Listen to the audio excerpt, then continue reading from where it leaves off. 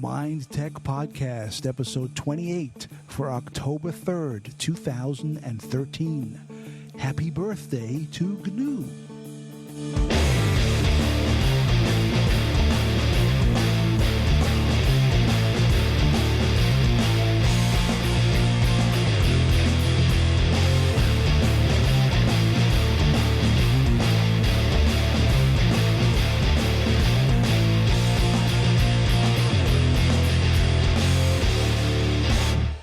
My Tech Podcast, episode 28. I'm Gareth in L.A., once again joined by Joe in London. Hey, Joe. Hey, Gareth. How you doing, man? I'm doing okay, man. I'm doing okay. Isn't that so? It's just amazing technology. We're 5,000 miles apart from each other, and we're talking like we're in the same room. I know. It never ceases to amaze me. Isn't it amazing? The kind of technology that Apple consistently comes up with is staggering, huh?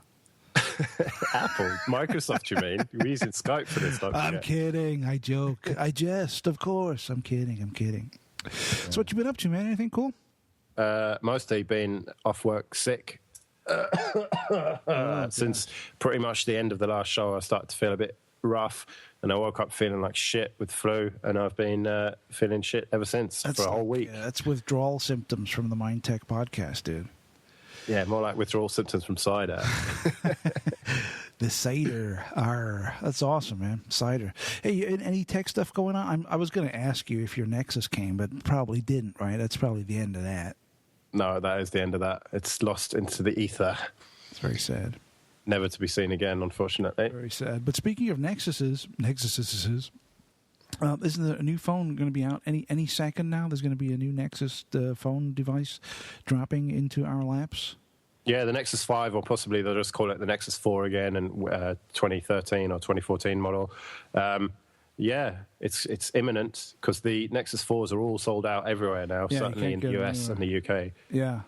So if you've missed a bargain there, I think, even after the new one comes out, it's going to be a lot more expensive than the 200 quid that you could have got a Nexus 4 for. But yeah, it's very interesting. I'm a bit sad in a way because it means that my phone won't be the best Nexus phone. Yeah. So you're gonna have to upgrade. Nah, I'm not allowed. Not after this fucking Nexus 7 fiasco. Oh yeah, it's a nightmare. I've been told that if I want to hang on to my Zoom, my Motorola Zoom, then I am not allowed to buy anything for at least a few months. That sucks. Yeah, that blows. Well, we'll see when it comes out. I'm assuming it'll probably be out this month, I would guess. Sometime in October, it'll appear on Google's website where you can purchase the phone. Yeah, but when it does come out, it'll probably be very limited availability again. I remember when the Nexus 4 came out, they just sold out instantly, and then it was stock problems. So hopefully they'll sort that out this time, and they'll get sufficient stock. If they're going to sell it as cheap as they did the Nexus 4, they have to expect a lot of sales. So. I often wonder with things like that, though, if it's kind of done on purpose. Yeah. You know, like you say with Apple, you know, to get the lines and to get people all rabid for it, they kind of hold the stock back and make it seem like there are shortages. And I remember they did it too when the Nintendo Wii came out. When the Wii came out, you couldn't get that thing anywhere. You know, those things were like gold. People lining up trying to get them. And I kept Cartman buried himself in the snow. But it was like I was wondering, you know, I wonder if they're doing this on purpose just to get that kind of frenzied kind of I want this, I must find it, I can't find it kind of deal, you know. So who knows? Yeah, well, while stocks last, limited availability. Right. Yeah, it makes sense, doesn't it, to drive the hype up? Yeah. But Google were criticised for people were saying, "Come on, you knew you were going to have a lot of people. You're undercutting phones by 200 quid for a similar phone, right? And you didn't expect to. You only had a stock of 10,000 when you obviously we're going to sell hundreds of thousands in the first day. Yeah, so it doesn't make sense. See. And then we got the Note 3, which comes out this week here in the and the watch as well. I saw some reviews of that watch. Yeah, it looks pretty crappy actually. I like it. Looks a bit. Just useless. Like, what would you want it for? It looks fucking stupid, let's be honest. I mean, I don't know. I'm sure some mental cases out there will buy it, but I don't know, dude. I mean, whereas the Note 3, I think, looks like a cool phone, but the watch looks fucking stupid. Yeah. If the Note 3 came with stock Android, then it would be a good phone. And you never know, they might do a version of it. I know they obviously did with the S4. Yeah, you can get the S4. I was looking at, there was a video on YouTube where someone was reviewing the Note 3. And it really does look like a great phone until they pull out the stylus. Do you know what I mean? I mean, he's looking at it. It has a 1080p screen. And I'm like, wow, this is awesome. Look at that. And you can click here, and that's killer. And then they pull out a stylus, and suddenly it's 1993 again. I'm like, what? What stylus? What the fuck is a stylus? What, are you crazy? I know. I don't really get that whole thing. They all of their big phones, I think the Note and the Note 2 and the Note 3 have all come with this stylus, and I think some of their tablets as well. And they're trying to make that their unique selling point, but it's fucking shit. But you don't have to use it. You can just leave it in there or throw it away. I think that, and I would guess, I mean, and this is a guess, I have no data to back this up, but I would guess that the vast majority of Note users never use that fucking thing. Probably never even know it's there. Yeah. It's stupid. It seems like a waste of space on the phone. You could make the phone that little bit smaller if you didn't have to stash that. And if you hover the stylus over the screen and push this button, you get this menu. And I'm like, oh my god, who's the designer for this shit? Fire him immediately! I mean, it's unbelievable. Yeah, but one interesting feature of the Nexus 5 is going to be probably because it's based on the LG something, I think, and the LG phone has tap to wake up because the buttons are on the back of it rather than on the side. So you just double tap the screen and it wakes up. Okay. So that's quite cool. And cool, yeah. one review I read said that once you've been using that for a while, you go back to other phones and you're instinctively doing it, and you're thinking, why don't all phones have this? Right. And if that is the case, then you know you're onto something. If you can change a behavior like that, then you know that's a good feature. Yeah, because most people were saying that why are the buttons around the back of it? That's so stupid. But then when people actually got their hands on it and started using, double tap to wake up, totally, and it kind of makes sense, doesn't it? Like, why do I have to reach around and press a button when I could just go tap tap and the screen's on? Absolutely. So, yeah, totally. So we get the Note 3 this week, the Nexus 5, or maybe they'll keep the 4. I don't know. That'll be coming out probably in the next few weeks. The gold iPhone, impossible to find. It's literally sold out everywhere. The gold iPhone is like gold. You cannot find them anywhere. They're probably going for ridiculous amounts on eBay. You know what I've noticed? There's a level of paranoia with this new iPhone, which I find fascinating, Captain. Do you know, with this fingerprint thing? Yeah. I mean, you know that I occasionally dip my toes into conspiracy circles, and delve into these theories and ideas, and it's like everyone on these sites, from like Alex Jones to David Icke or whatever, they're like a dog with a fucking bone with the iPhone.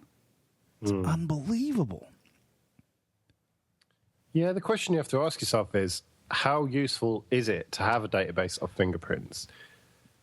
I don't know. I mean, the thing is, they're like, oh, that's it. Biometrics is going to be shared with the NSA, and they're going to be doing this and that, and with zero evidence existing. It's all wild speculation, and everyone is taking it as fact. In fact, it's given me a kind of glimpse into the whole psyche of the conspiracy movement. Well, yeah, I was going to say that's pretty much sums up the whole conspiracy theorist thing. It's all based on nothing. But it's like Chinese whispers. 2 or 3 people say it, then suddenly it's fact. It's real. They're sharing it with the NSA when it's nonsense. Well, there's always a lot of misinformation. I mean, without wanting to get too far into it, like the whole 9/11 thing. Sure. There's so much misinformation there. Absolutely. That you could be forgiven for not understanding what's actually the fact and what is fiction with that. But the thing that gets me though is that it's not just like just some dope, but it's like the people that are like the top, close to the top levels of the open quotes researcher close quotes deal, and they're saying it. And I'm like, what? Well, may I refer you to the case of Susan Boyle for that? right? What happened with Susan, the singer? Yeah. Susan Boyle. Now, I remember, I don't even own a television, so I didn't see it at the time, but I did see it subsequently on YouTube. And the clip of her coming out on Britain's Got Talent and everyone booing her, going, boo, get off. And then she starts singing and she's quite good. Right. Like she wasn't like amazing. She was quite good. Yeah. She could sing better than me probably. Yeah. But whatever. Singing that I dreamed a dream, whatever. And everyone was like, oh my God, so overwhelmed by it. And crying and whatever. And even David Icke sent a mail out to everyone saying like, oh, this is like a triumph of humanity and blah, blah, blah, and just got totally sucked into the whole thing. Yeah. And then when you really think about it, and Doug Stanhope, who's a comedian who I talk about a lot because he's one of my favourite stand-up comedians, he did a bit about it. And his conclusion was that the Susan Boyle story taught us one thing, what giant pieces of shit humanity are, because they basically were just shouting because she was ugly. People assumed she couldn't sing, and then she could sing, and then it was like, oh my God, she's sure. You know, we can now validate her, even though she's ugly. And it's really that the way David Icke just jumped on that spoke volumes to me about how he will just jump on anything. And Alex Jones is worse as far as I'm concerned. He'll just jump on fucking anything that comes along to get angry about and do his and get some listeners and some more advertising revenue for shady ass God knows what fucking supplements and God knows what's advertised on his website.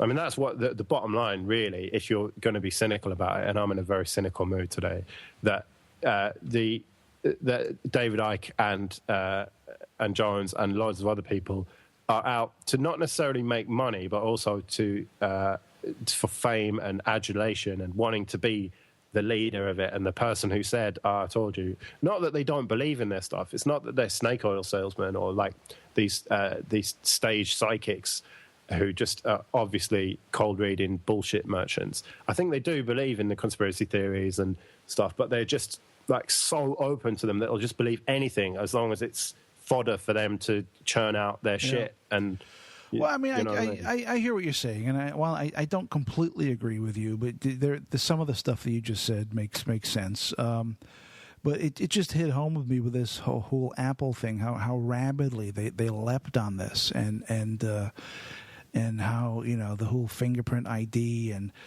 then everyone was laughing when they broke it. Ha ha, we broke it, and it's like a bunch of fucking mental cases, you know. It's like the wish for something to be true surpasses the fact that it's not. Yeah. But it goes back to the question, as far as I'm concerned, with any conspiracy theory or any logical thing that you have to work out, is try and be logical about it. Yeah. Is there any benefit to the powers that be, whatever, NSA, whatever you want to call them, having a database of as many people's fingerprints along with their other... they've obviously got a file on everyone, right? That's not... Snowden has proved that they're monitoring all communications, right? And they've got files on everyone, right? So the question is, does having people's thumbprint in that file, is that of benefit to them or not? Is there any reason why they would want that? The answer to me seems quite likely, well, why not? Sure. It can't hurt. So therefore, what are the odds that Apple has given them access to this database? Reasonable. No, slim to none. Well, it's if... Now, let me just clarify. Is it possible that Apple are bullshitting us and outright lying to our faces? Yes. Is it likely that they're bullshitting us and outright lying to our faces? No. Well, who knows anyway. All right. I mean, they're saying that the fingerprint data is stored locally on the phone and it never leaves the phone. So for the NSA to build a database of thumbprints collected from iPhones, they would literally have to steal everyone's iPhone, hack into it, take the data, and then put it back. So unless they're going to rapidly go out there and break into everyone's houses and take their phone for a couple hours, then replace it, it ain't going to happen. Well, either that or Apple are lying. Right. I mean, that's exactly the question. Yeah, or they're lying. And until we see some proof of that, I mean, Apple has consistently made it very clear that they are not cooperating beyond court orders. Exactly. And so if we see some evidence to the contrary, then we can start saying otherwise. But it seems possible to me, and I think that it is more likely than you do by the sounds of things, but there's no evidence for it, so there's not much point speculating, really. Yeah, but it's interesting how the conversation we just had right now has not been had by anyone who's involved in this as far as writing about it or broadcasting about it. They immediately just say, they are. And there was an article that was published as a joke from a site, not The Onion, but a site very similar to The Onion. Yeah. Where they published an article saying it's confirmed, an Apple spokesman has said that they are sharing all fingerprint data with the NSA. Right, and when you read it, when you look at the site, it's obviously a joke, but somebody took that and put into another website and published it like it was real, and this thing spread like wildfire. The amount of people that were reposting this, saying it was absolutely true and that it's real and that they're sharing the data, was off the charts when it was all just nonsense based on a joke. Well, you know what I think? I think The Onion can go and fuck themselves. And also, all other fake news sites can go and fuck themselves. It ain't funny. It's just bullshit. It's a waste of everybody's time. I don't find anything amusing about it. It's not clever. It's not hard to do. Anyone can make up bullshit stories that and people go, ha, that's so funny. It's just bullshit. They should just get a fucking proper job as far as I'm concerned. So that's my mini rant for today. I just have no time for The Onion or anything like that. People link, say, this is so fun from The Onion. Fuck off. Unfriended. Unfollowed. Whoa, man. I'm in a cynical, bad mood today. Holy I've been sick for a week. So I've just been stewing in my bed going, like Father Jack.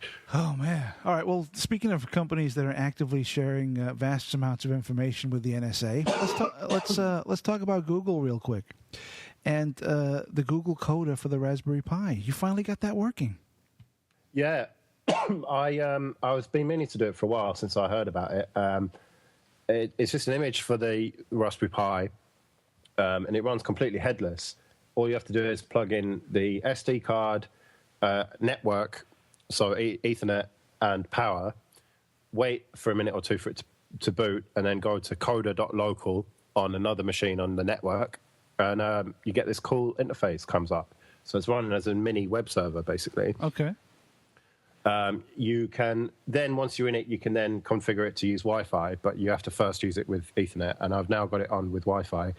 And it's really cool. It's pretty much a, how can I describe it? An environment to teach you how to code web apps with a couple of examples, going from very simple to medium to incredibly complicated. The incredibly complicated one is asteroids, although they call it space rocks.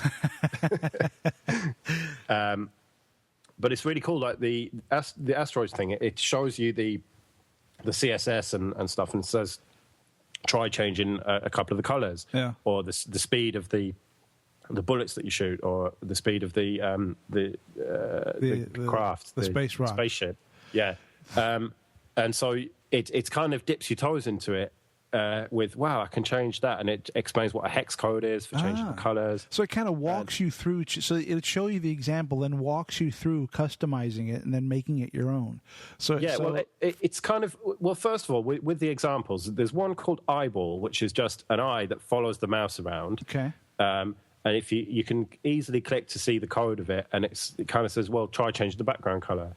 And so you do, and try changing this and that. And with the asteroids thing, you can change a few more of them. And there's one called Hello Coder, which is that is that really basic stuff that walks you through, first of all, HTML basics, then some CSS basics, and then some JavaScript basics. And I think that this is finally fulfilling the original goal of the Raspberry Pi, which is to teach kids about computer programming. Because although it was originally called the Raspberry Pi because of Python, as you would say, which is the coding language, which is really straightforward. It's one of the most straightforward coding languages, as far as I know. I'm not an expert on these things, but I know it's pretty straightforward to code in it. Yeah. But their solution for that was just an LXDE desktop environment based on Debian. And so you plug this thing into a telly, and you've got a keyboard and a mouse and a hub and all this shit. And then it's just a really slow Linux desktop that happens to have Python installed and a few tools. Whereas this, Google Coder, to me, is a much better idea. It's all you need to do is plug this thing in to your router and a power supply, the Raspberry Pi down by your router downstairs, and then the kid can be on their laptop in their room. And they just access it through the browser, right? Yeah, exactly. Just through the browser. It works perfectly, no problems. And so it seems to me that this is a really, really good idea to get kids into coding stuff. And Python code is one thing, and you can do some useful stuff with it, but really everything is going web apps these days, which we'll get into later. Stallman disagrees that it's a good thing. But the fact is, this is how it is now. Everything is on the web, and everything is cloud-based and dumb terminal, as we talked about many times before. So, it's not only how to make websites, but also how to make web apps and games, and because everything's going to HTML5, isn't it? Pretty much. But let me ask you this: what is the advantage of using a Raspberry Pi and not just doing it on your local machine, on your computer?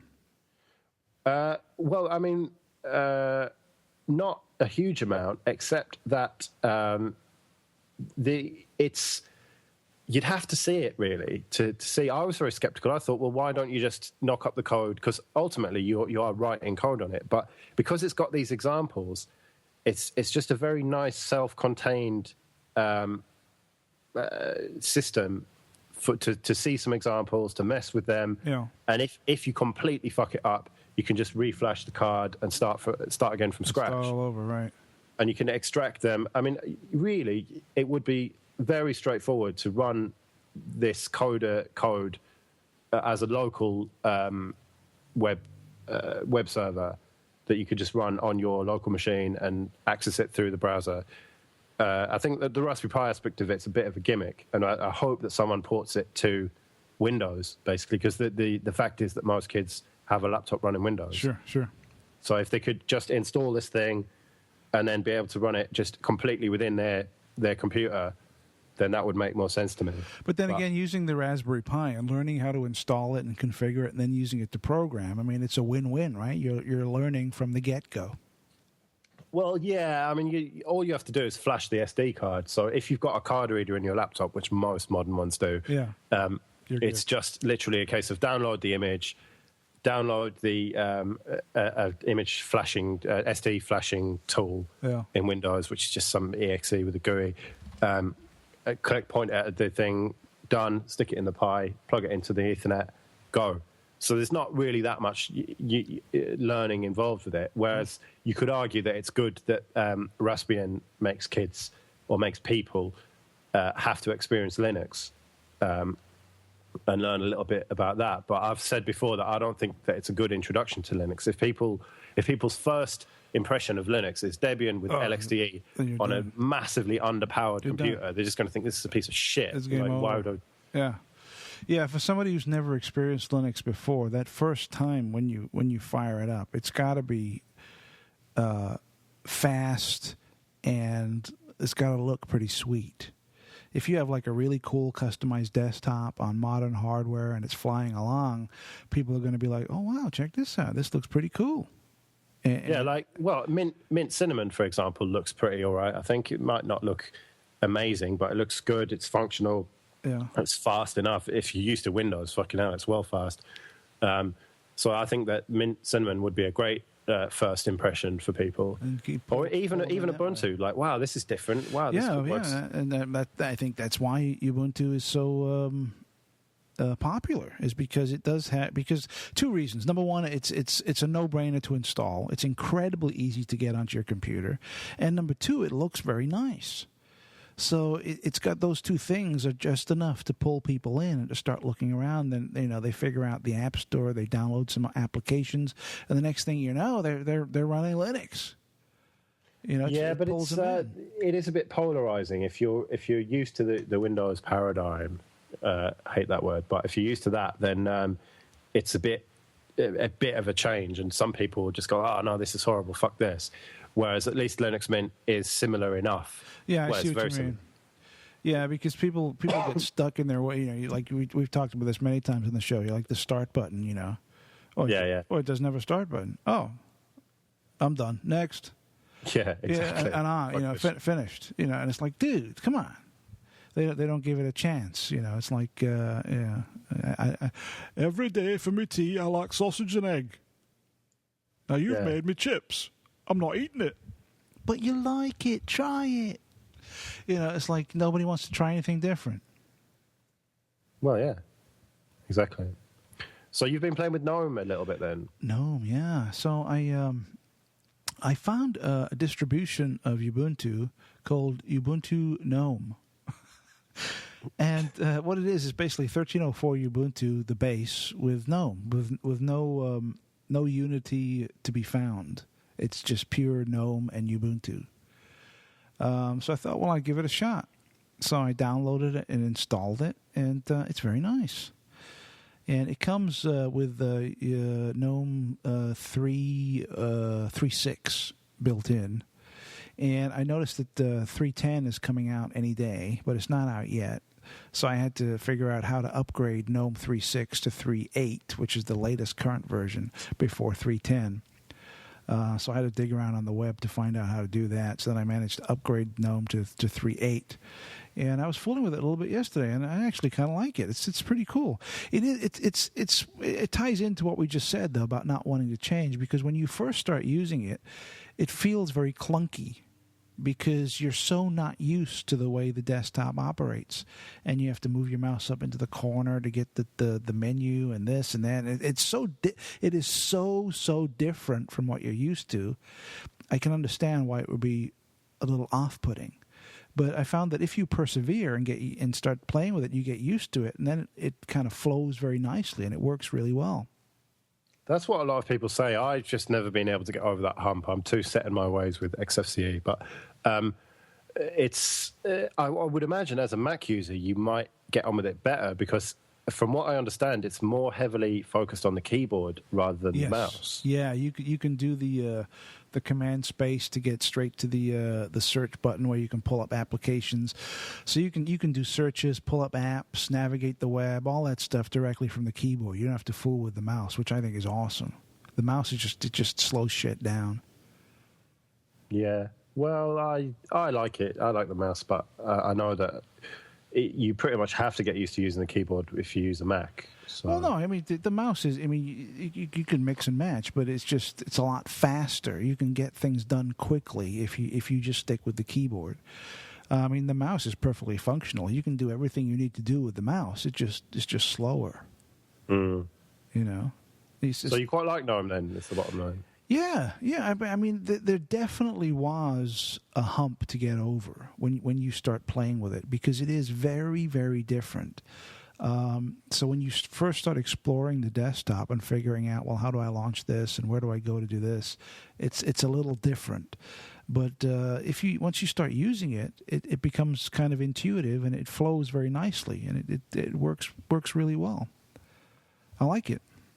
All right. Well, it's not for me, but I can see. It's better than Unity. It's much better than Unity. To me, they're much of a muchness, really. They're a little bit different, but they're equally shit to me. in terms of there's no start button, Joe. There's no fucking start button. All right. That's why I like Mate.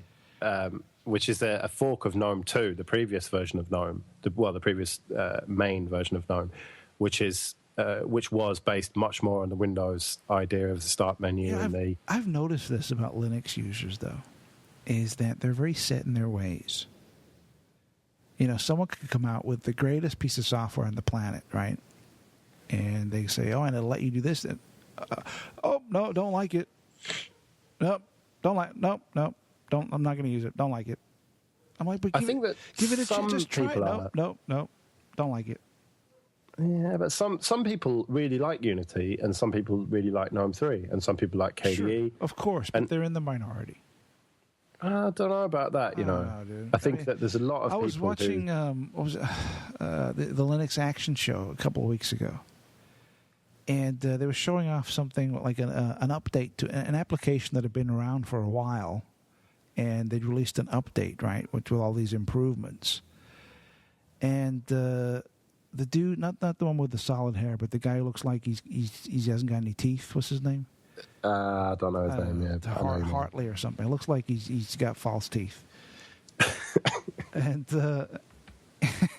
all of a sudden, he's like, "Yeah, they changed this." And he's like, "Oh, don't like that. No. They should give you the option to go back to the old one." I'm like, "What the fuck is wrong with you?" And it was like this adamant kind of, "No, they've changed it too much. That's it. I'm done with those guys." I'm like, man, you're stuck in like this groove. It's like, snap out of it. Let's move forward here. Make things better. Not be, come on. Well, I think that Cinnamon, which is the default in Linux Mint, well, they actually came up with Cinnamon. Cinnamon started as GNOME 3 with some extensions to make it a little bit more like GNOME 2. And I think that Cinnamon really strikes a nice happy medium between GNOME 2 and GNOME 3. It takes the best bits from GNOME 3, but it doesn't make it fundamentally different from what you're used to using. Yeah, you're still dealing with the start button. The start that launches a menu, which launches another menu, which launches the application, and all that stuff. In a way, I mean, back in 1993, 94, when Windows 95 was in beta, that was kind of revolutionary. To have that kind of that start button, which would launch different levels. It was brand new. It was different. It was like, wow, check this out. Wow, look what Microsoft is doing. Who knew? But that was a long time ago. It's like, enough. Fair enough. Yeah. Moving on then. Speaking of Linux Mint, I think I've been influenced. I've been doing Mintcast for a while now. Yeah, I noticed. I've done, I think, 4 now. And the bottom line is that one of the guys, Scott, is moving house because he's got a new job and blah, blah, blah. So he is going to be a bit hit and miss for the next few weeks. So they've asked me, I offered and they said accepted. Okay. Yeah. That I'm going to pretty much be on there regularly for the next few weeks. That's awesome. Very good. But I forgot, on the last one, I forgot to plug us. I can't believe it. I completely forgot to plug us. For shame. But wait. Yeah, so, wait. Are you fucking kidding me? I know. I can't believe it. You went on that dopey show and you didn't mention us? What the fuck is wrong with you? I know. It's terrible. Well, I'll try and plug us extra. You need to rectify that shit pronto next week. Yeah. Every other word has got to be Mind Tech Podcast. Yeah, this is Joe from the Mind Tech Podcast. Yes, constantly, over and over and over. Oh, yeah, like we were talking about on this week's Mind Tech Podcast at mindsetcentral.com. Yeah, I'll try and get that. But yeah, so if you're into Linux and stuff, then check me out on that. It's kind of a mellow show. I know that Gareth likes to make jokes to me privately about how it's very, very mellow. And it's safe for work, so there's no fuck or bugger, and certainly no C-bombs dropped. But yeah, it's kind of a cool show. It's it's very different from this show, but it's I like doing it. I enjoy it.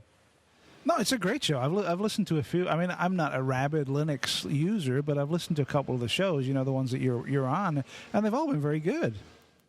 Yeah, it's very well. It's a lot more technical than our show. If you're not into Linux, if you're into Linux, then I kind of and you're more experienced with it, then it's not might not seem as technical, but some of it might just seem a bit. Yeah, they do really. It is a little bit. A lot of it is very inside baseball. They get very kind of like what did you say? You were talking about the difference between Emacs and Vim. Yeah, no, we weren't talking about. They were talking about that. But I mean, that's like watching fucking paint dry right there, dude. I mean, that's. But for somebody who's into it, they're hanging on their every word. Yeah, they got a lot of feedback about that. A lot of further discussion about it's quite an old debate, which is better, and so it's aimed at a different audience, I would say, than us. But it's still a cool show. So check that out if you're into Linux anyway. And speaking of Linux and freedom and free culture, Oggcamp is coming up very soon in Liverpool on October 19th and 20th, which is, as you're listening to this, is going to be 2 weeks away, probably. Yeah, about 2 weeks. That's I would love to go, dude. Yeah, it's cool. I mean, I said on the show before that I wasn't going to go because I was worried about getting ill.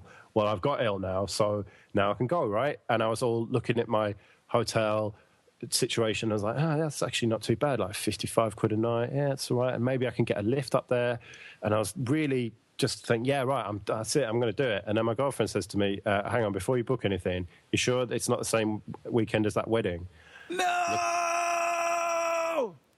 Yes, sure enough, it is. Looked at the calendar. Fuck!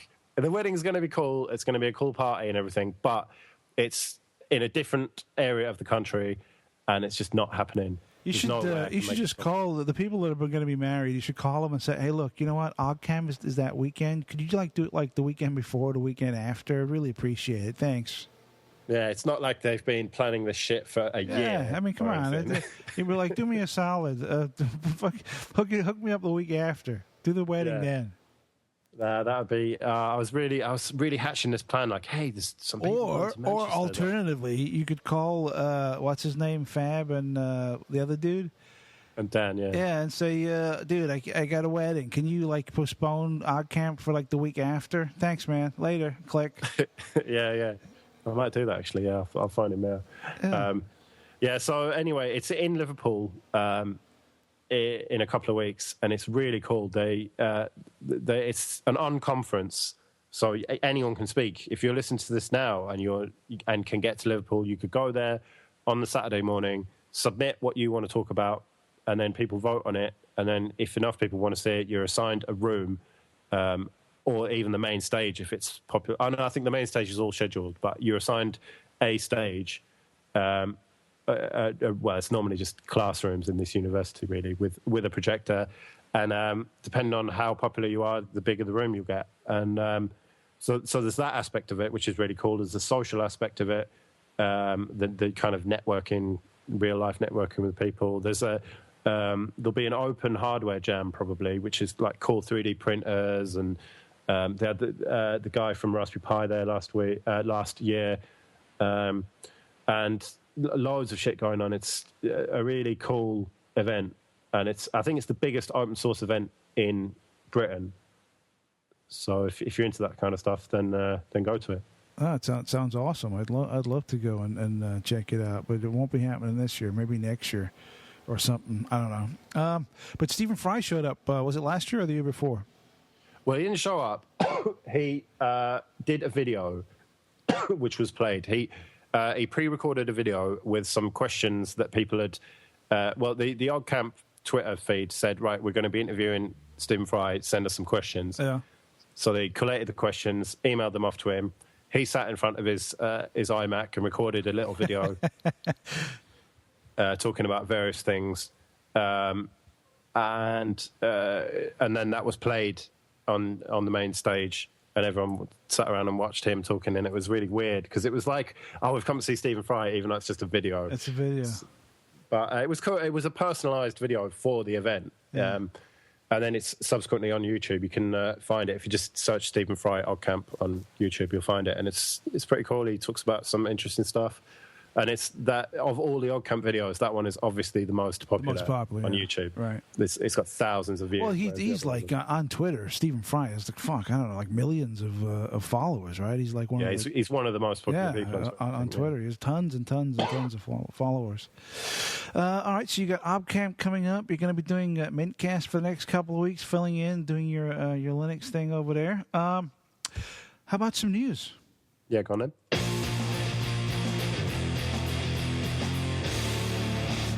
My Tech Podcast, here is the news.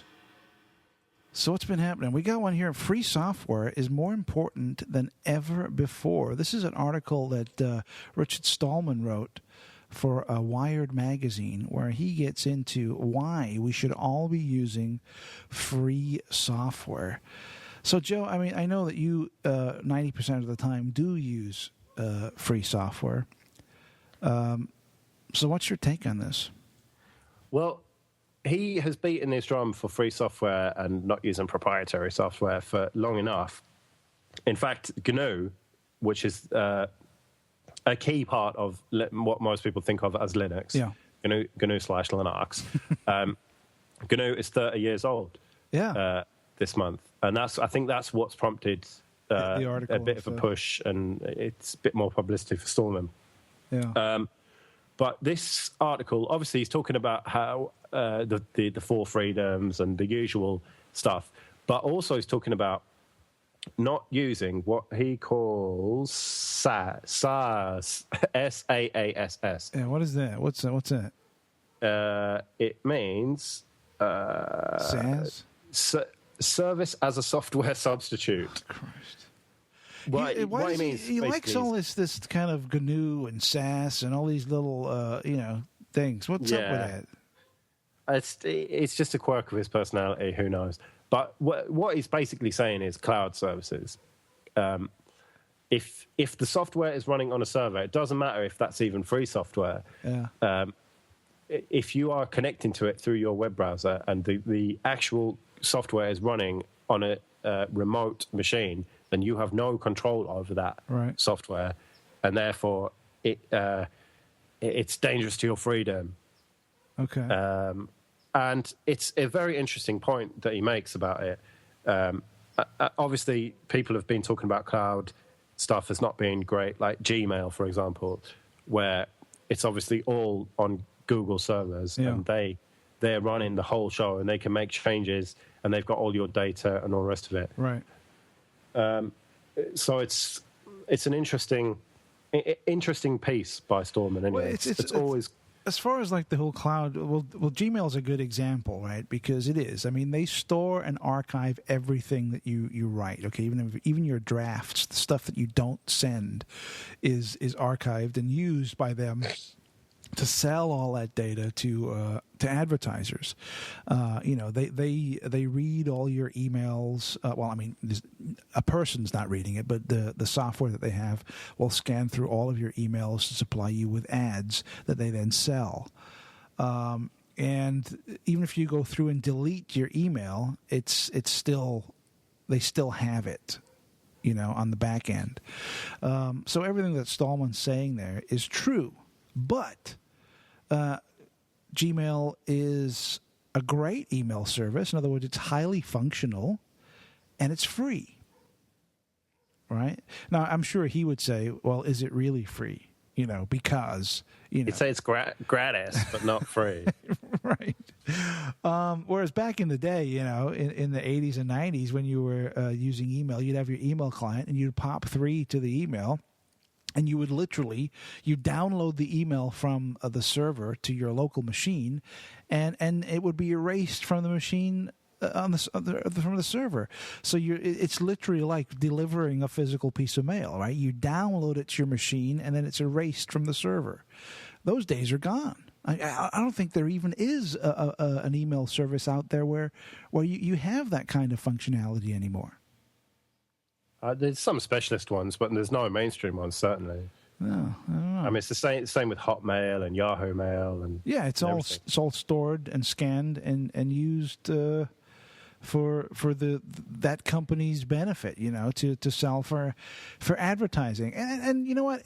As long as it is anonymized data and it is scanned by machines purely for advertising purposes, I really don't have that much of an issue with it. But it's a big if, though. If that is all is going on, and with the Snowden revelations, it kind of points to the picture that's all that's going on. But it's the same. It's not only email. It's stuff like Twitter, Facebook. Yeah, absolutely, yeah. He would say you should self-host a WordPress installation, which is free software. Yeah. If you want to do a blog and have social network, then it should be people's self-hosted WordPress blogs on their own machines that they have access to and no one else does. Yeah, I mean, he's absolutely right. But you keep coming back to the whole convenience versus security. It's everything he's saying is true, but it's a big pain in the ass. Yeah. How valuable is your time? What's that old saying? Is free software is only free if your time is not worth anything? Well, yeah. It ties into that. If you got more time than, you just 90% of your day is staring at the fucking wall, then setting up all this bullshit makes sense. But if you got, a family and a job and this and that and all a million things going on, then Facebook and Gmail suddenly becomes very attractive. Yeah, but you can always pay someone, and it's provided that they are using open standards. You pay them to implement some open standards for you. To set up a mail server that you are in control of, or at least you might give them the keys to it. You might trust someone that you're paying to do it, but you can always fire them and give someone else the keys to it, or learn about it yourself. Sure. Yeah. It doesn't have to be free, as in beer, does it? You can always pay someone to, if you wanted to, you could pay someone to make some software for you. Yeah. Yeah. And that's what he's saying. It's this emphasis, this unfortunate thing about free, meaning libre and gratis at the same time in English, whereas almost no other language, certainly none that I have ever asked anyone, and I've met a lot of foreigners in London, like no other language has the same word. It's always a different word for the two free. That's true, yeah. Unfortunately, that muddies the water, because it's easy if you talk to someone in French or Spanish or German or whatever, if you say free software, then it's clear what that means. Whereas to free software, people think freeware like Skype or whatever. Well, that's free to download, so that's free software. Yeah. Even though it's proprietary. It's not really free. Yeah, not even close to being free. It's usually any software product that's offered to you free of charge basically means is that you are the commodity. You are the currency that's being extracted there. You're basically selling yourself to the company, which then they in turn can sell to advertisers. That's how they make their money. There ain't no such thing as a free lunch. Yeah. Where did I read?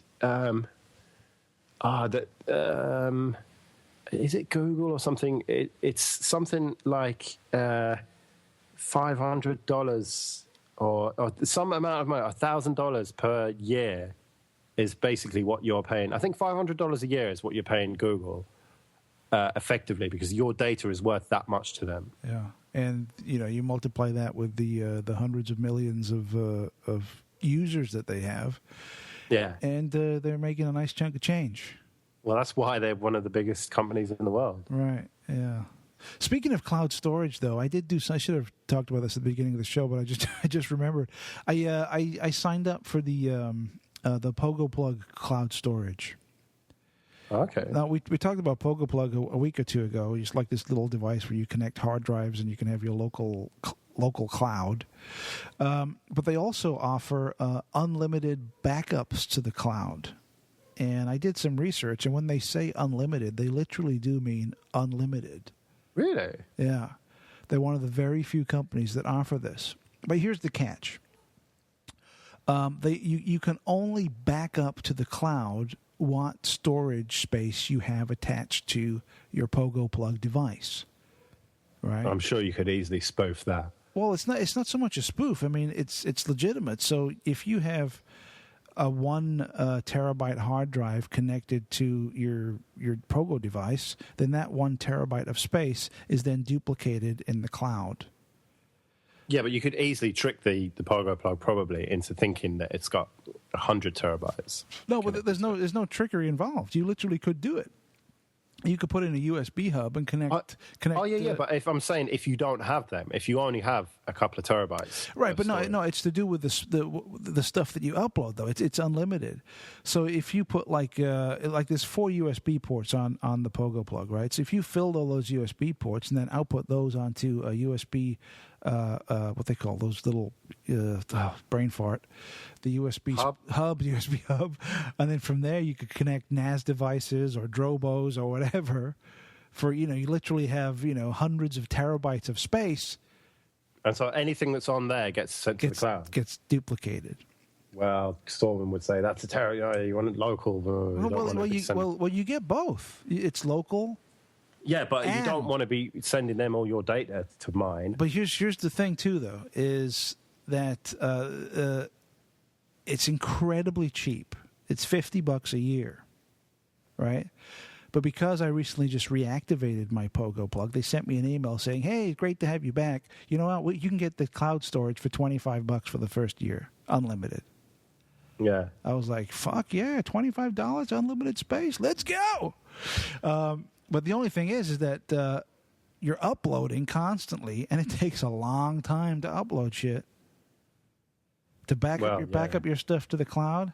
I did some research online, and to back up 4 terabytes of data to the cloud will take about fucking 6 months, and that's uploading 24/7. Have you got a shitty upload or what? 4 terabytes. Not gigabytes, terabytes.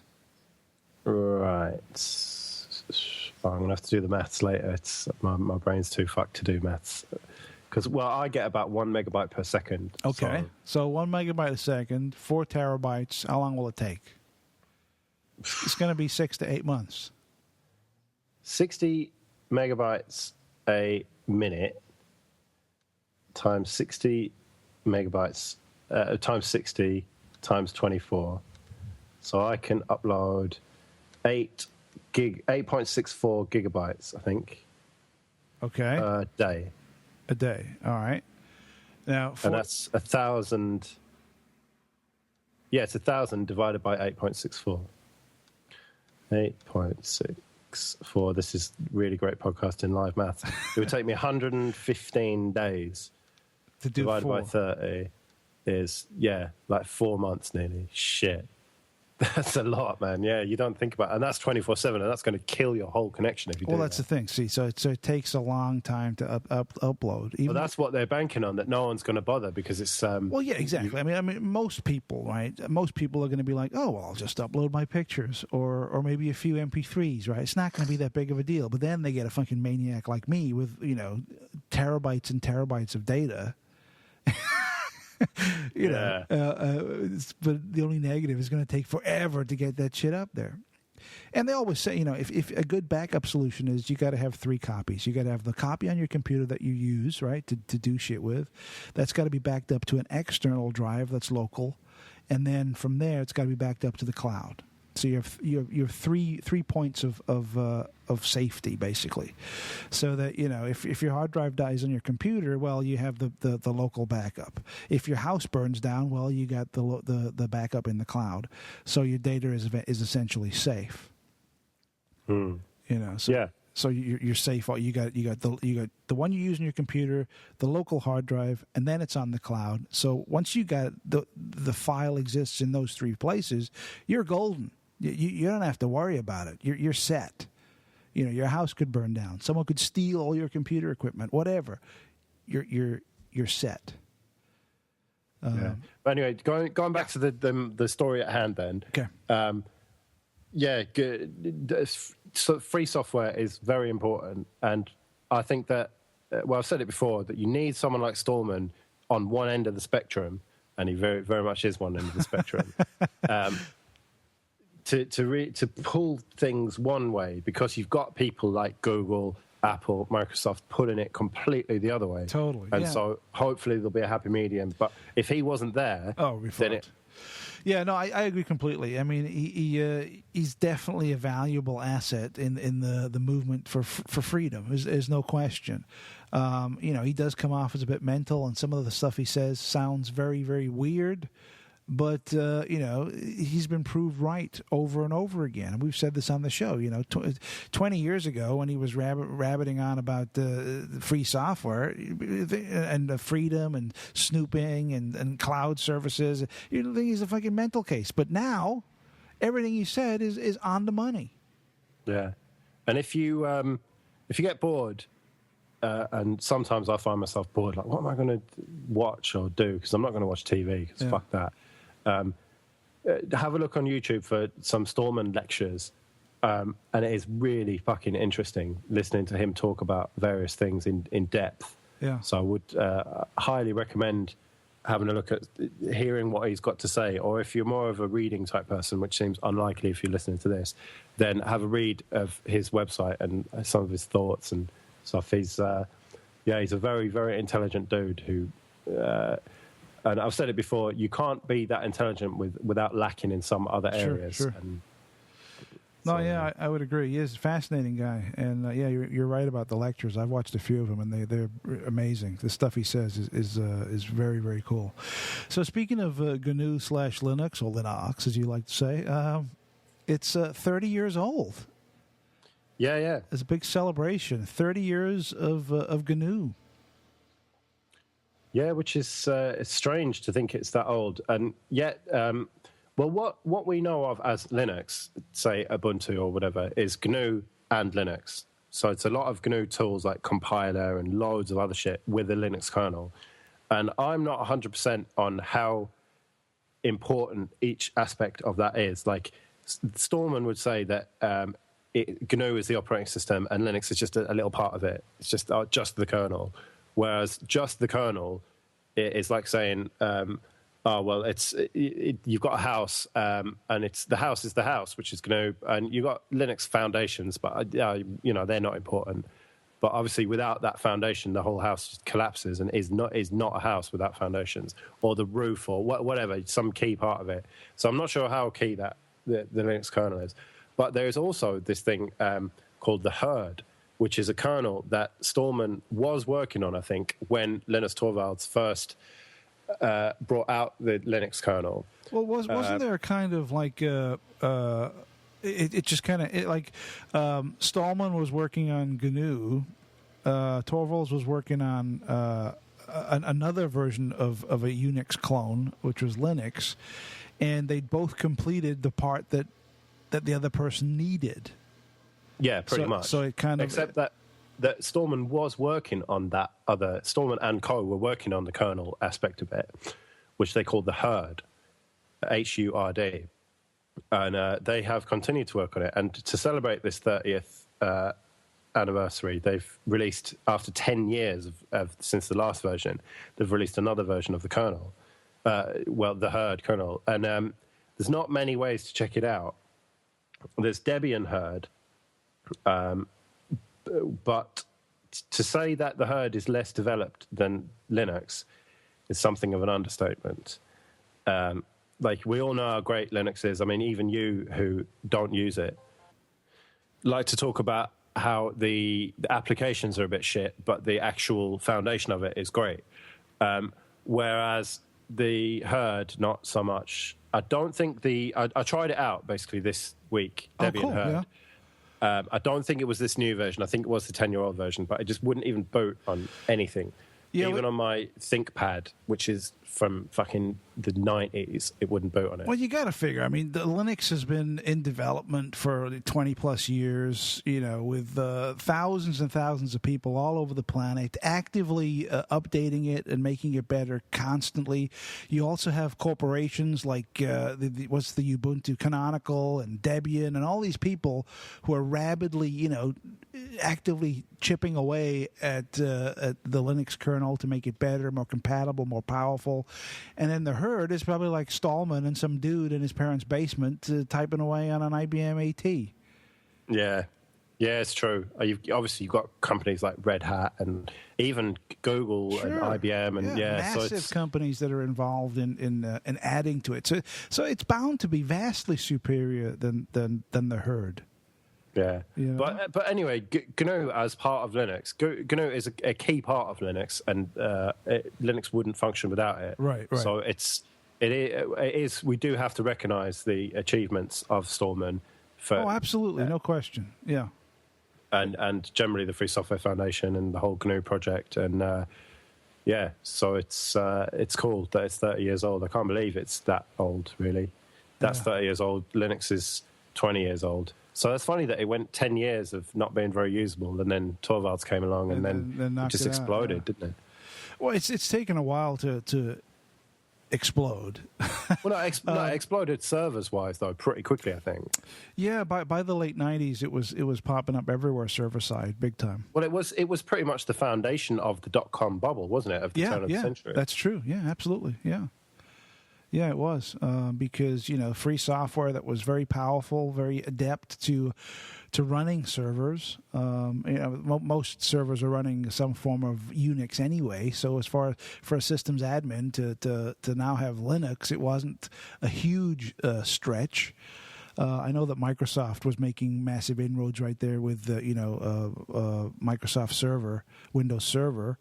But I think the tide might have changed. More people are moving towards a kind of Linux or Unix server space now, but mostly through virtualization. Yeah. VMware and things like that have exploded in the last 5 years as far as server racks. I remember talking to sysadmins that they would have like an air-conditioned room packed with servers running, and now they just have a rack. And it's all doing the same stuff, except now it's all virtualized, whereas before they actually had physical machines.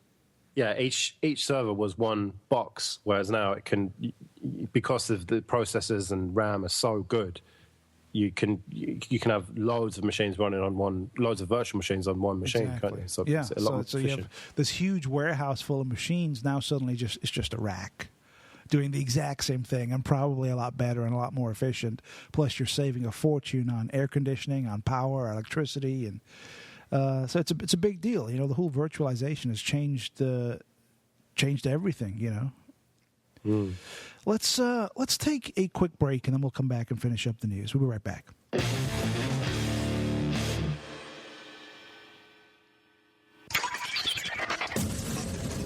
Mindset Daily. Mindset Daily, your bite-sized fix of alternative news for a fast-paced world. Now airing twice a week on Tuesday and Thursday. Hosted by Joe Dunn and Gareth Davis on the Mindset Central Network. You can subscribe to this and the other Mindset Central shows for free at mindsetcentral.com.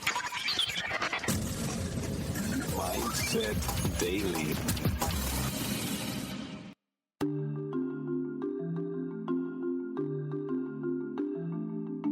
Hi, everyone. This is Gareth from MindsetCentral.com.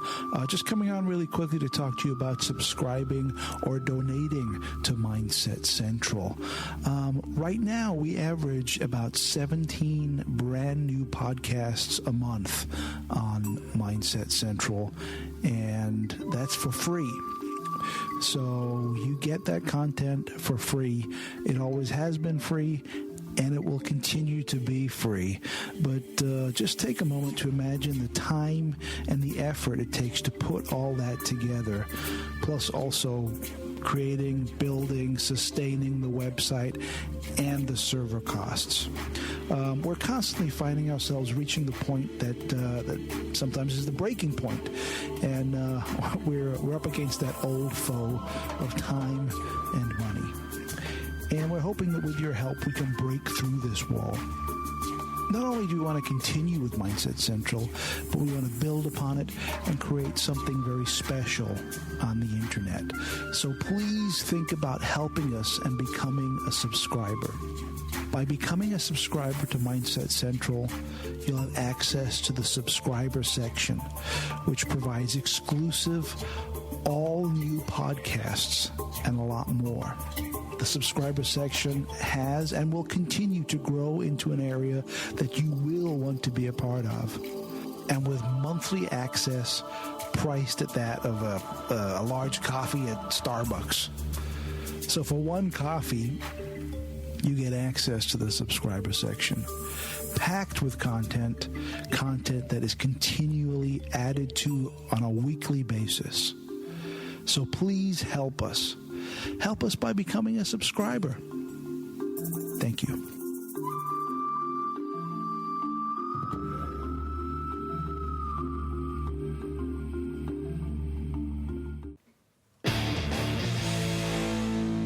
And we're back. All right, Joe. Something's been happening in the UK with the Defense Secretary, saying that the future of wars will be fought by viruses. What's up with that? Now, I'm assuming he's talking about computer viruses, right? Not biological warfare.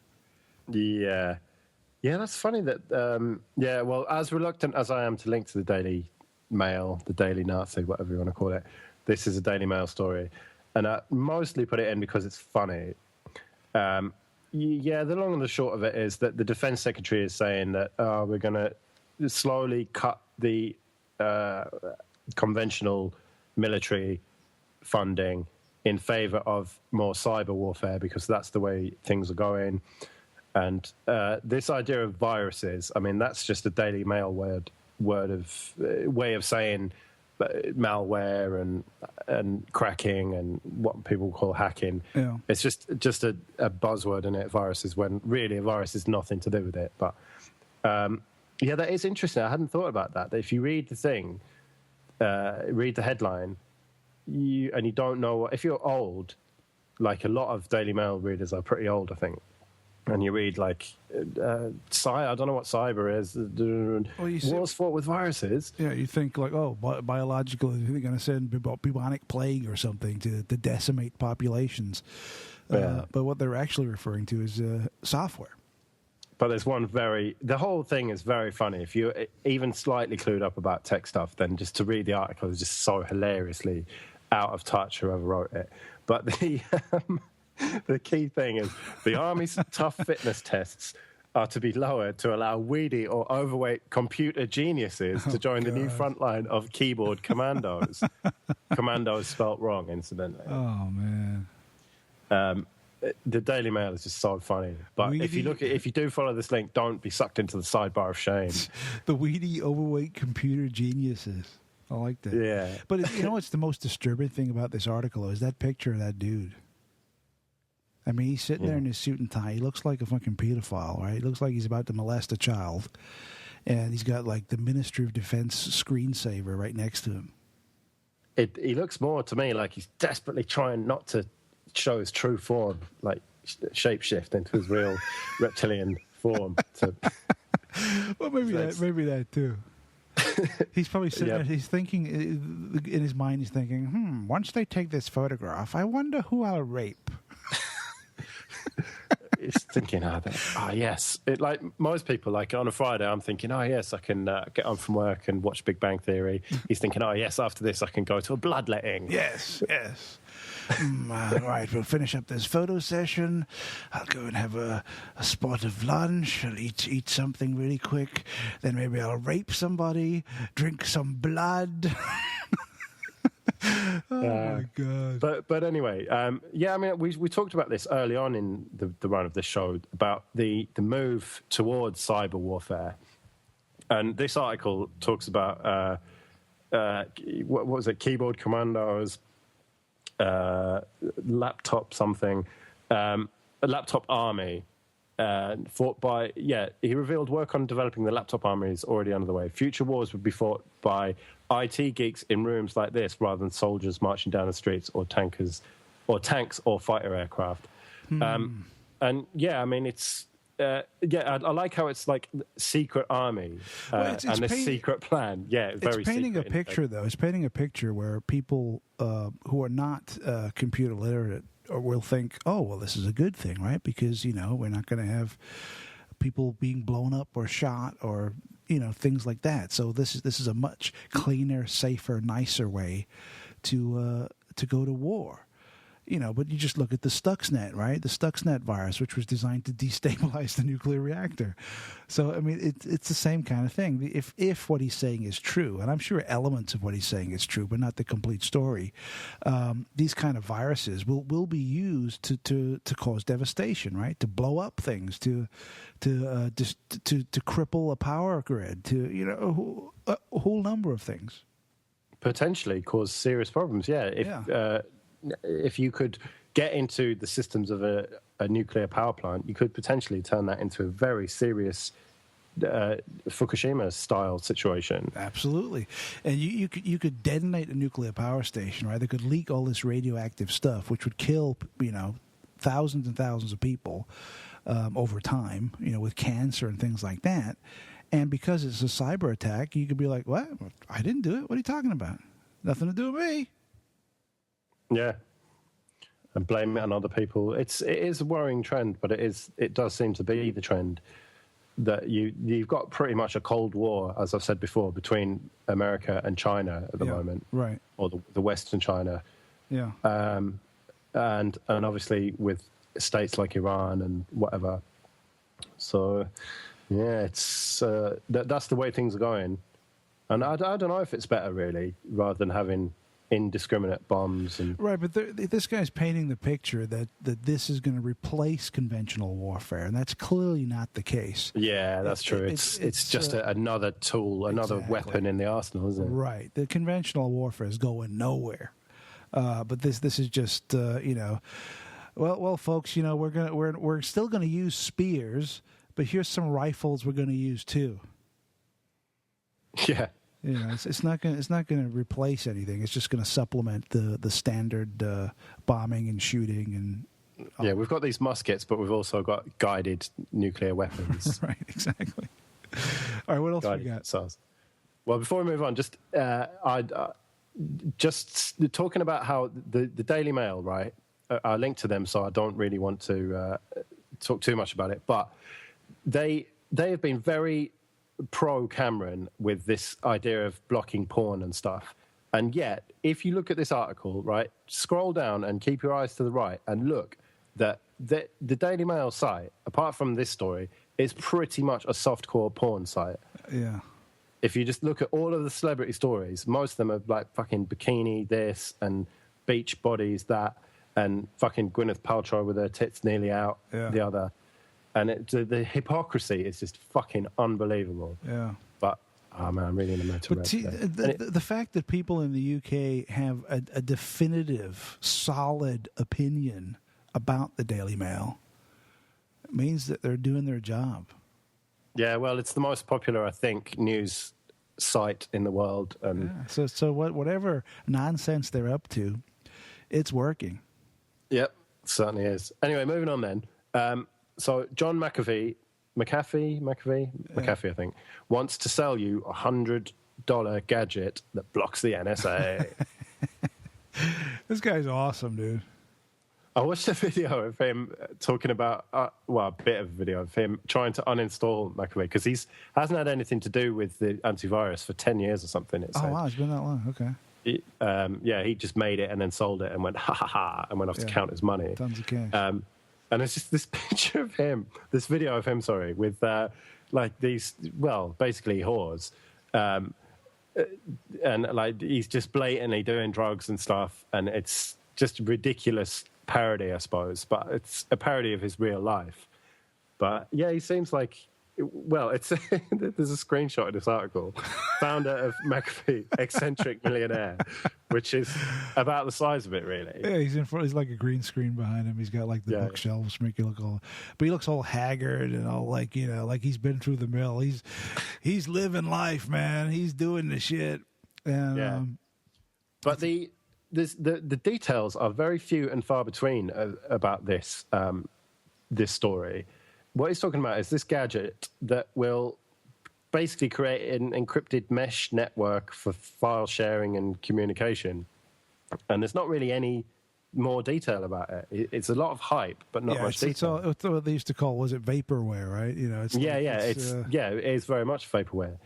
And I wouldn't have mentioned it except that Paddy, as we had on the last show, Devolverify on Twitter, check him out, said that it sounds to him very much like the Serval Project, which is SERVAL, Serval Project, which is a really interesting thing. It's pretty much the same thing, but it exists already.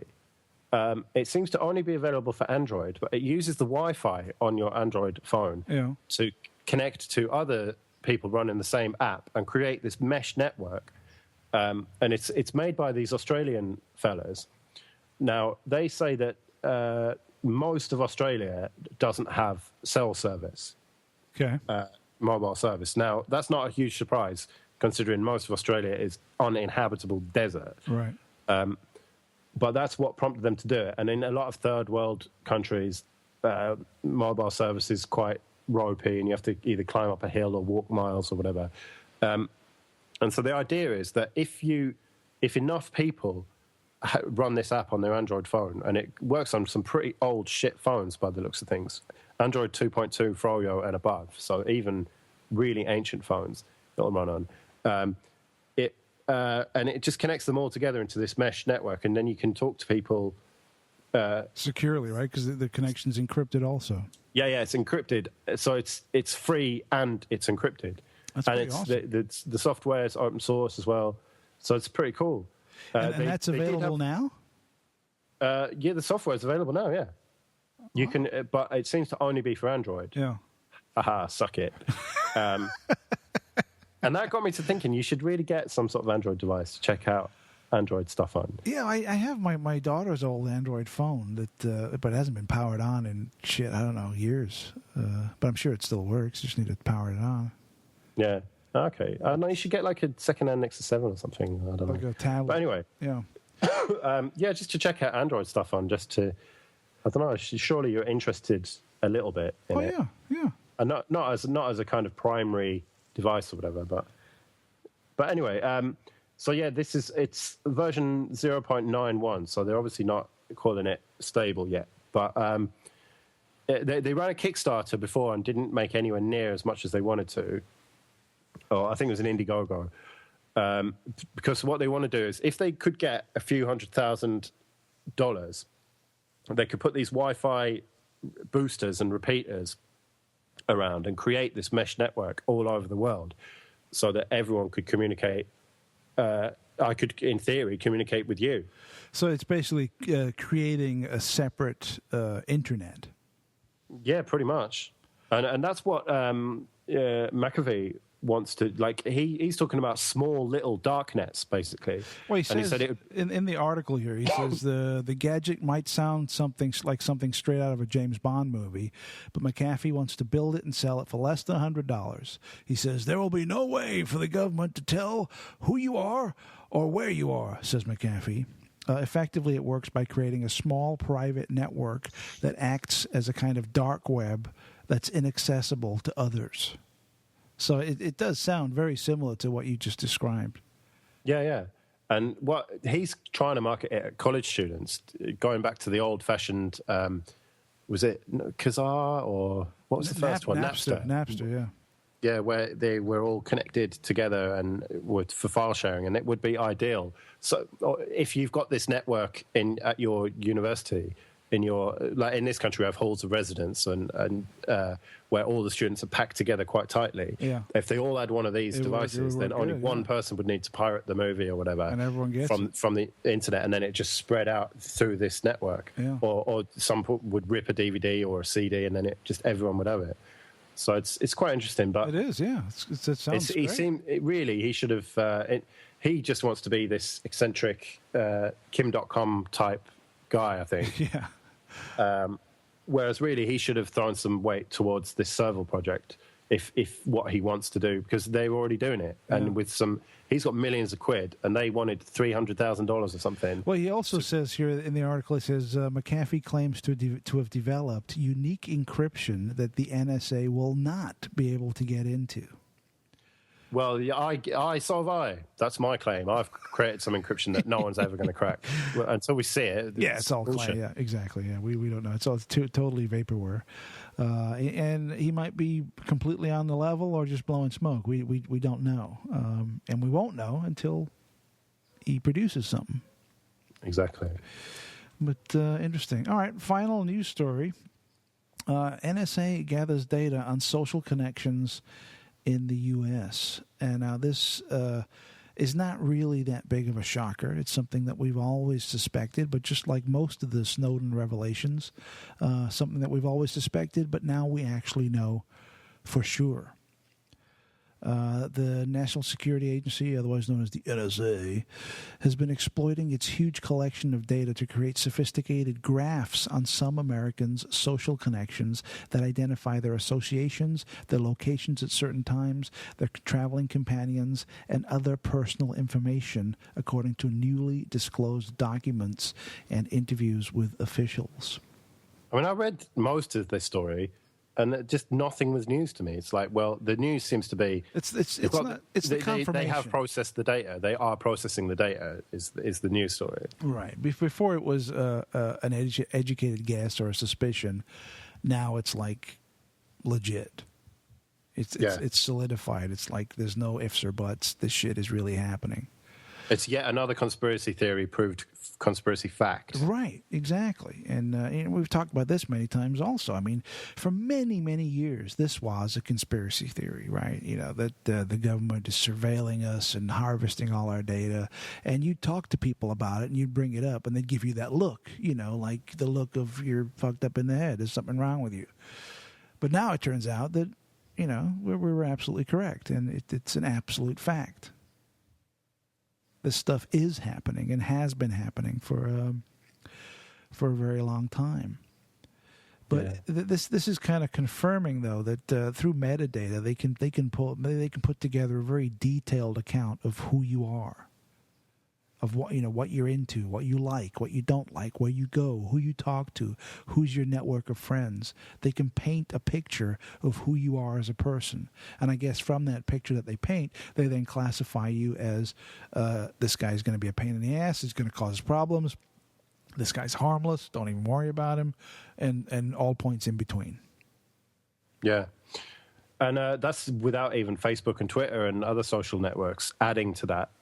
Right. This is just their own graphs that they've drawn. So if you add that to the data that they can just farm from Facebook, then they can just find out everyone. But I mean, as you say, most people they're just going to go on the big list of nobodies, and then the odd person. Yeah. Oh yeah, the vast majority are going to be like whatever, because I mean, most people are up to nothing. You know, you monitor their network, and it's just benign, nonsensical bullshit that you could give a rat's ass about, right? It's nothing. Yeah, or even I'm sure that they can work out small-time drug dealers, and they don't give a fuck about that. No, they could easily bust them based on this stuff, but they're not even interested. They're interested in people who are going to start a revolution and overthrow them. Right. They're looking for people that are threats to their power structure. People that are continually chipping away at their nonsense. That's the people they're looking for. But do you think that this is? I mean, this is. I think this is essentially going to backfire on them over time. I mean, it's not going to happen tomorrow, but over time, this is a very negative effect that the NSA and the United States in general is being tarred with. It does not paint them in a very good light. We keep reading many businesses who in the past might have colluded with the NSA are now like, nope, I don't want nothing to do with them. We're going offshore. We're encrypting the shit out of everything and really starting to back away from the whole United States in general as far as security, because they don't want their shit out there. And not because they're up to nefarious stuff or out to do crazy shit, but because they have financial details and they want to stay in business. They want to be profitable. You know, stuff that needs to be under lock and key. I think it's a bit wishful thinking, to be honest, because if you look at this article by Seymour Hersh, well, it's an interview with Seymour Hersh on the Guardian. and everyone's been reading it and tweeting it this week. He talks about Obama and what he's done wrong and the NSA and all that kind of stuff and Snowden. And he thinks that most people just don't give a shit about it. All this is blown up. And maybe 1 in 3 people might care about it, but the majority of people, you just throw Al-Qaeda at them, and they go, oh, yeah, well, yeah, let's have this spying and for my safety. And he's quite diplomatically saying that people are fucking idiots and that they're just going to accept this shit. And it doesn't, all the Snowden revelations have made a good news story, but that's about it. It's not going to change anything. That's probably true. I think that's fairly accurate. I mean, the people that I interact with, not online, people because online you're kind of surrounded by like-minded people, right? But you select who you talk to. Exactly. Don't you? You travel in certain circles, whereas in real life, you've got no choice, have you? Right, you bump into all kinds of different people, and most of the people I meet in flesh space are people that really they either don't know what's going on, don't understand what's going on, or don't care what's going on. Yeah, like when I go out into the big blue room, and more like big grey room in England, and I ask people, what do you think about this Snowden stuff? Who? What are you on about? Yeah, they don't know. Yeah, it's either complete ignorance or they know a little bit but really don't give a fuck. Yeah. And I think the general populace, I think what you just said is true. But as far as business-wise, especially foreign businesses wanting to make money in the U.S., they're going to be very, very suspicious and do their utmost not to get involved with or to protect their stuff from the prying eyes of the United States military. Yeah. I suppose I've just remembered something that I should have talked about at the beginning. A great documentary I watched this week called "Terms and Conditions May Apply," and was. Did you watch that?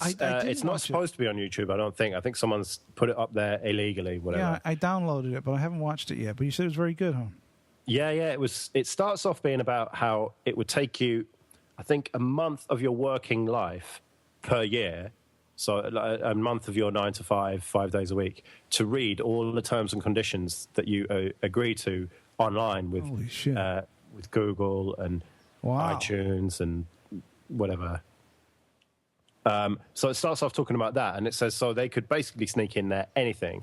And I can't remember what service it was. I think it was some game service in the UK snuck in something about you give us access to your immortal soul. Just for like a goof, but exactly. But nobody's who knows what they could be putting in there. Oh, absolutely. And then it talks about it goes on about the NSA scandal and Snowden and the implications for it all. And it's a really interesting documentary, so I recommend it. Yeah, I'll check it out. That sounds cool. Because nobody reads those, right? Everyone clicks okay. Nobody does. They deliberately make them long and legalese. Yeah, nobody reads it. I saw there was a great a great quote that was floating around on Twitter the other day about most religious people treat the Bible like as the terms and conditions that you would with software. They just click I agree. They don't read it or understand it. They just think, okay, that's for me. That's quite an apt analogy, I think. Yes. All right, I think that kind of does it for the news. How about some feedback, Joe? Yeah, so we got a couple of bits of feedback this week. Warren emailed, I think, to say, listened to 27 last night, can't decide what I enjoyed more, the crypto talk with Paddy or the Mac bashing from Joe. Very interesting comments regarding BitMessage as well. Overall, it's a very good addition to the crypto series, I think. I hope you blokes continue with the crypto subject in the future. I think there's a growing interest surrounding the subject. Yeah, I would agree. I think the more people who are tech savvy are getting more and more into encryption in general, which ties into everything we just talked about in the news also. Speaking of which, BitTorrent have announced, and I've signed up for the alpha. I haven't heard anything yet, for BitTorrent chat or bit chat or something, which is going to be peer-to-peer encrypted chat. So we'll see. That is pretty cool, because we tested out the Tor chat once. And it's all right, but it takes a while to connect. Yeah, it takes a long time to connect. But I mean, it does work, but it's very primitive. But at least it does work. But the BitTorrent chat might turn out to be something pretty cool. We'll keep our eyes peeled for that one. And also, for once, I actually did the survey as well. That they asked like, "Oh, will you do the survey?" And I thought, well, actually, yes, it will help. And it was all asking about what do you use, and if it was made by uTorrent, would you trust it? I was like, fuck no. So. That was one of the options, right? It was like, yes, no, C, fuck no. Yeah, pretty much. Fuck no. But yeah, it's interesting about the Mac bashing. I'm getting a lot of Mac bashing, dude. What's up with that? How come everyone's bashing me for using a Macintosh computer? What's going on? It's not for using it. It's I don't for understand. Fucking evangelizing about it. Who's evangelizing? I evangelize about Linux, so you could bash me for that. I mean, I don't get it. I'm getting like hate mail from fucking people now talking shit about me because I like what?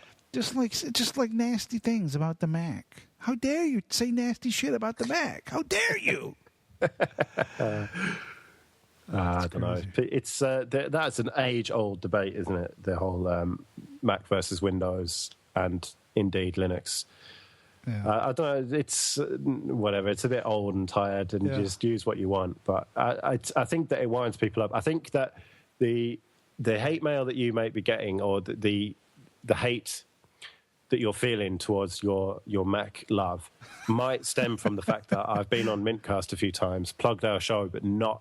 I've kind of forgotten to say that we're not a Linux show because they hit. And so they might have come expecting Linux talk and then hear, what's all this fucking Apple Mac bullshit? I hate the Mac. Although I posted a picture of my MacBook Pro running Elementary OS on Google on Google Plus, and I got like 100 and something comments and like 86 likes, and a ton of people all going mental for it. Oh, right. I'll have to check that out. I don't really go on Google Plus much. Just because I posted it, And there was a lot of comments from people who love Macs and Mac hardware, but they just wipe out OS X and put Linux on it. Yeah. And I still can't get my head around that. I don't understand the mentality of why you would want to do that. It doesn't make sense to me. Don't know. Yeah, I can't. I mean, it's doable. You can do it, of course, but I don't know why you would want to do it. But some people do, so that's the way it goes, I guess. Any other feedback? Yeah, we got another one from usual suspect Rob McKenzie. He said, "Great show. You two are out of a job if Paddy comes back. Lol." Lol. To which I replied, "Yeah, I'm a bit scared that he's going to nick my job." Great analogy with the padlocks. And then he linked to that fake article. Well, the one that went viral, I think. Yeah, the fake about the fingerprint reader database for the iPhone 5. Yeah. Even though it's from hackread.com, which I'd never heard of, and then it links to the National Report. And as soon as it came up, National Report, I'm thinking, this looks a bit dubious, this website. But interestingly, they have, in the last month, this National Report, they've removed their disclaimer, because it used to be nationalreport.net/disclaimer, and if you look at the Wayback Machine on archive.org, you can see it. And it used to have a disclaimer, like The Onion, saying that it was fake and bullshit and satirical and blah, blah, blah. But now they've removed that. So that, I don't know if they did that to try and link bait people into coming, maybe. But it's pretty obvious if you read the thing that it's bullshit. I mean, if this was true... absolutely. Once you read like 2 or 3 sentences in, and immediately you're like, what? Wait a second.